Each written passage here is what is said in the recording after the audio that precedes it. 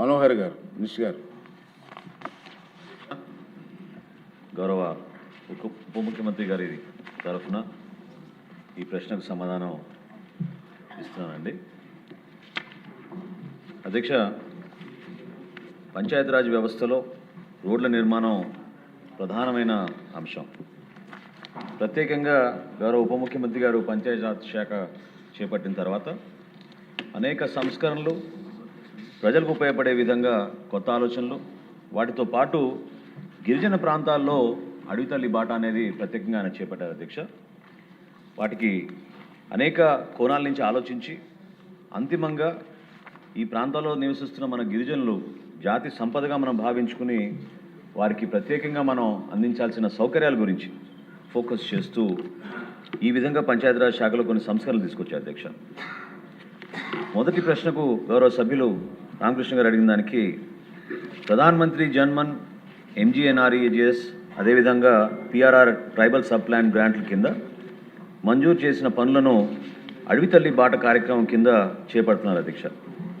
పంచాయతీరాజ్ శాఖ నిర్మించబోయే రోడ్ల మంజూరు వారీగా వివరాలు ఈ విధంగా నేను ఇప్పుడు చదువుతాను అధ్యక్ష.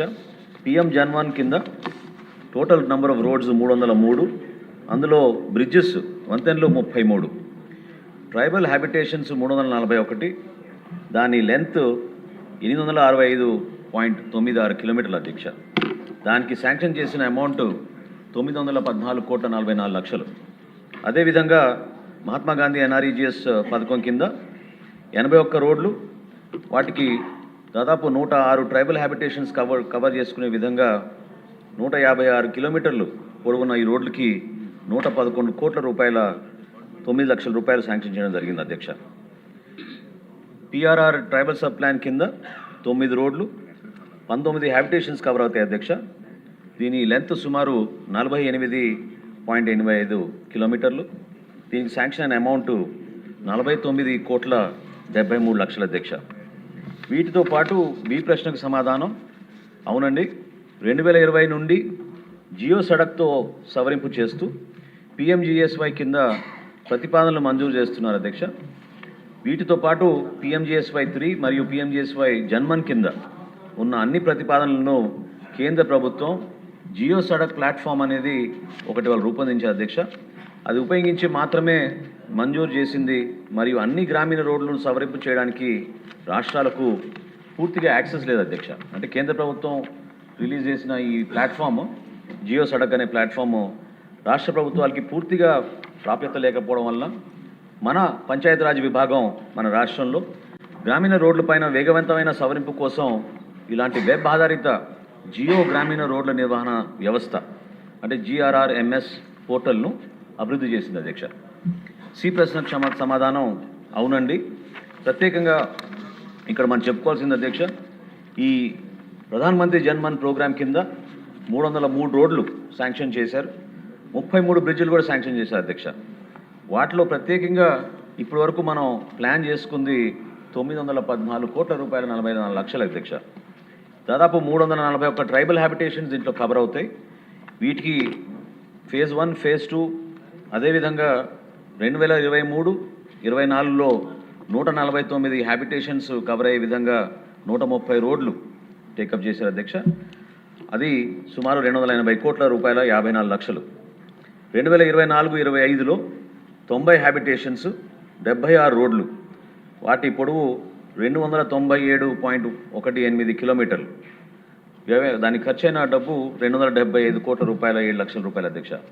2025-26కి ప్రస్తుతం జరుగుతున్న ఈ మన సంవత్సరంలో 102 హ్యాబిటేషన్స్ కవర్ అయ్యే విధంగా 97 రోడ్స్, 33 వంతెనలు నిర్మాణం కోసం వీళ్ళు ప్రతిపాదించారు.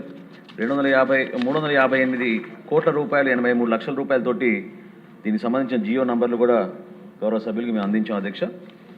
టోటల్గా మనం చూస్తే ఇప్పుడు వరకు మనం ఈ పిఎం జన్మన్ ప్రోగ్రాం కింద, అదేవిధంగా ఈ మహాత్మా గాంధీ ఎన్ఆర్ఈజీఎస్ కింద, ట్రైబల్ సబ్ ప్లాన్ కింద అడవితల్లి బాట అనే కార్యక్రమం గౌరవ ఉప ముఖ్యమంత్రి గారు చేపట్టి ఆ ప్రాంతాల్లో ఎనలేని అభివృద్ధి తీసుకొచ్చి ప్రస్తుతానికి ఒక లక్ష్యంగా తీసుకుని 467 హ్యాబిటేషన్స్ కోసం 1077 కోట్ల రూపాయలు వాళ్ళకి మంజూరై అక్కడ పనులు జరిగే విధంగా మన ప్రభుత్వం ప్రతిపాదించింది అధ్యక్ష.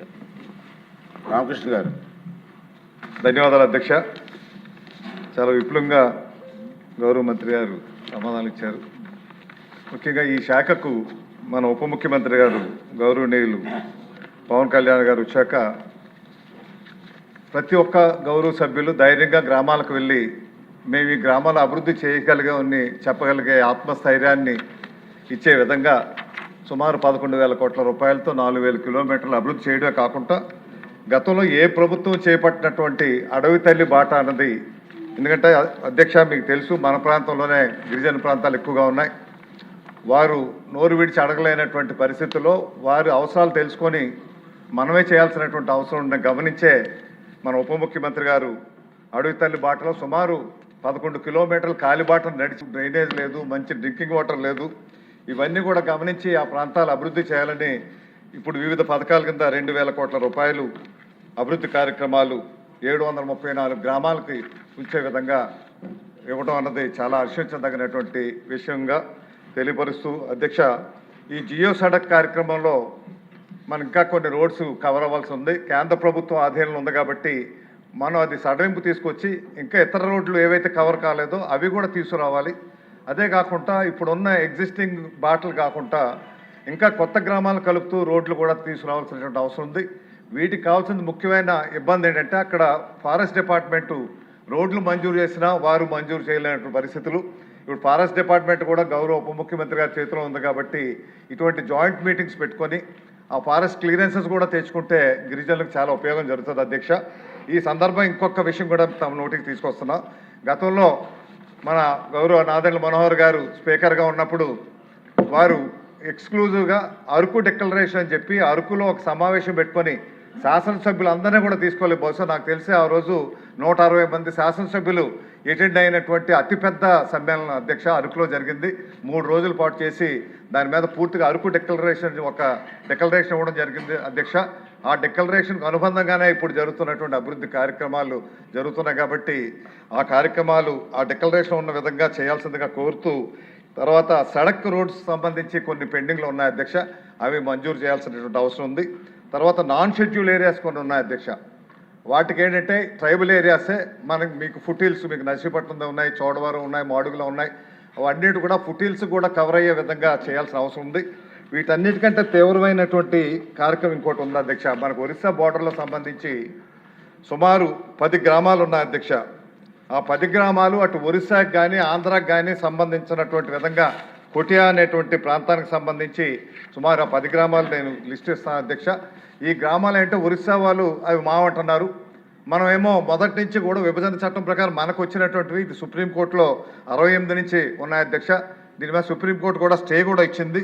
స్టే ఇచ్చినప్పటికీ అక్కడ మన పోలీసులు కానీ మన యంత్రాంగాన్ని కానీ ఎవరిని కూడా వెళ్ళనివ్వట్లేదు అధ్యక్ష. అక్కడైతే ఓటర్ లిస్టులో వాళ్ళ పేర్లు ఉన్నాయి, మన ఆంధ్ర ఓటర్ లిస్టులో పేర్లు ఉన్నాయి అధ్యక్ష.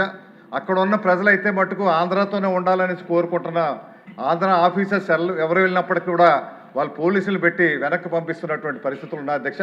అక్కడ ఎందుకంటే రాష్ట్రంలో చాలా విచిత్రమైన పరిస్థితి అధ్యక్ష. ఇది వెంటనే గమనించి గారు అక్కడ ఓటేసి ఇక్కడ ఓటేస్తారు, 2 ఓట్లు వేస్తున్నారు అధ్యక్ష. తర్వాత ఇంకో విచిత్రం ఏంటంటే పంచాయతీ ఎలక్షన్లు కూడా 2 ఓట్లు వేస్తున్నారు అధ్యక్ష. అక్కడ ఒకే వ్యక్తి అక్కడ ఎవరో అధ్యక్ష మన గిరిజన శాఖ మార్చులు మన స్వరూప సంధ్యారాణి గారు చెల్లమ్మాయి అక్కడ నియోజకవర్గానికి ప్రాతినిధ్యం అధ్యక్ష. వారి నియోజకవర్గంలోకే వస్తుంది ఇది. ఎందుకంటే అక్కడ పంచాయతీ ఎలక్షన్ ఒరిస్సా వాళ్ళు పెడుతున్నారు, మనం పెడుతున్నాం. ఒరిస్సాకి ఓటేస్తున్నారు, వీళ్ళకి ఓటేస్తున్నారు. అక్కడ ఓటు వేయకపోతే పోలీసులను పెట్టి వాళ్ళు లోపల వేస్తామని చెప్పి ప్రజలను భయభ్రాంతులు చేసే పరిస్థితులు ఉన్నాయి అధ్యక్ష. ఆ 10 గ్రామాలకి దయచేసి ఒక స్పెషల్ కేసుగా చూసుకొని ఒరిస్సాతో ఒక జాయింట్ మీటింగ్ పెట్టి, ఎందుకంటే ఇప్పుడు సమస్య పరిష్కారం అవ్వాలి తప్పితే లేదంటే ఇప్పటికే 55 సంవత్సరాలు అయింది అధ్యక్ష ఈ సమస్య. దయచేసి మీ ద్వారా ఈ సమస్యను పరిష్కరించాల్సిందిగా కోరుతున్నాను అధ్యక్ష. ఈ సత్యారాయణ గారు కూడా దీని మీద మాట్లాడితే వారి నియోజకవర్గం అధ్యక్ష కొంతాల రామకృష్ణ గారికి ప్రత్యేకంగా ధన్యవాదాలు అధ్యక్ష. ఎందుకంటే 2012లో ఆ రోజున గౌరవ శాసనసభ్యులందరికీ ఒక అవగాహన కల్పించే విధంగా మన అద్భుతమైన గిరిజన ప్రాంతాలు, ప్రత్యేకంగా ఈ రోజున్న అల్లూరు సీతారామరాజు జిల్లా నర్సీపట్నం, పాడేరు, అరకు ఆ ప్రాంతాల్లో పర్యటించి గిరిజనుల స్థితిగతులను తెలుసుకోవడానికి ఏ విధంగా మన చట్టసభలో వీటి గురించి చర్చించుకుని ఒక మార్పు తీసుకొచ్చే విధంగా మనం ప్రయత్నిద్దామని ఆ రోజు ఒక చక్కటి కార్యక్రమం చేశాం అధ్యక్ష. తదనంతరమే మనం tribal sub plan, SC sub plan తీసుకొచ్చి ప్రత్యేకంగా వాళ్ళకి నిధులు కేటాయించే విధంగా కూడా ప్రతిపాదనలు ఆ రోజు నుంచే రాష్ట్ర ప్రభుత్వం నుంచి మనం తీసుకుంటూ ముందుకు వచ్చాం అధ్యక్ష. కొంతాల రామకృష్ణ గారు ఇంతకుముందు కోరినట్టు రాష్ట్రంలో ఇప్పటి వరకు గ్రామీణ ప్రాంతాల్లో 32,091 రోడ్లు ఉన్నాయి అధ్యక్ష. 32,091 రోడ్లు సుమారు 68,233 కిలోమీటర్లు అధ్యక్ష. కాబట్టి ఎప్పటికప్పుడు ప్రతిపాదనలు వస్తూనే ఉన్నాయి. ప్రత్యేకంగా గిరిజన ప్రాంతాల్లో డోలీ పైన వీళ్ళకి వైద్య సేవల కోసం ఇబ్బందులు ఉన్నప్పుడు వృద్ధుల్ని మోసుకెళ్ళడం అటువంటివి మనం అప్పుడప్పుడు చూస్తూ ఉన్నాం అధ్యక్ష. ఉదయాన్ని చెల్లించే విధంగా మనం స్పందించే విధంగా మనం మార్పు తీసుకురావాలనే తపనతోటి గౌరవ ఉప ముఖ్యమంత్రి గారు పవన్ కళ్యాణ్ గారు ప్రత్యేకంగా గిరిజన ప్రాంతాల్లో వీటిపైన ఫోకస్ పెట్టుకుంటూ ఇంతకుముందు నేను మీకు ఉదాహరణకు చెప్పినట్టు అడవి తల్లి బాట కార్యక్రమం ద్వారా 1,077 కోట్ల రూపాయలు శాంక్షన్ చేసి ఒక యుద్ధ ప్రాతిపదిన ఈ కార్యక్రమాన్ని తీసుకెళ్లాలని ప్రయత్నం చేస్తున్నాం అధ్యక్ష. అదేవిధంగా గ్రామీణ ప్రాంతాల్లో పల్లె పండుగ ఫస్ట్ టైం మనం చేపట్టిన కార్యక్రమం, దాంతోపాటు పల్లె పండుగ 2 ఇనిషియేటివ్ కూడా మనం టేకప్ చేసాం అధ్యక్ష. వీటి కింద 2,500 కిలోమీటర్లు గ్రామీణ ప్రాంతాల్లో రోడ్ల నిర్మాణం కోసం ఒక ప్రత్యేకమైన శ్రద్ధ చూపించి మనం ముందు తీసుకొచ్చాం. గౌరవ సభ్యులు కోరినట్టు ఈ నాన్ షెడ్యూల్ ఏరియాస్లో వేయాల్సిన అంతర్గత రోడ్లు కానివ్వండి, కనెక్టింగ్ రోడ్స్ కానివ్వండి, బీటీ రోడ్స్ కానివ్వండి, తప్పకుండా వాటిపైన ఒక సమీక్ష నిర్వహించుకుని కుటియా గ్రామాల గురించి అనేక సందర్భాల్లో చర్చకు వచ్చింది. గౌరవ ముఖ్యమంత్రి గారు కూడా వీటి గురించి కేబినెట్ సమావేశంలో కూడా ఒకసారి చర్చకు వచ్చింది.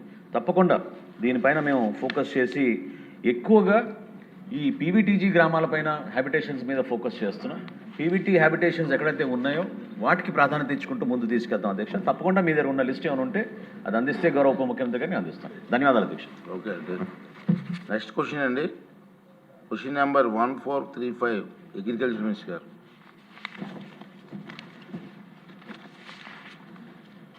అధ్యక్ష, ఏ ప్రశ్నకు సమాధానం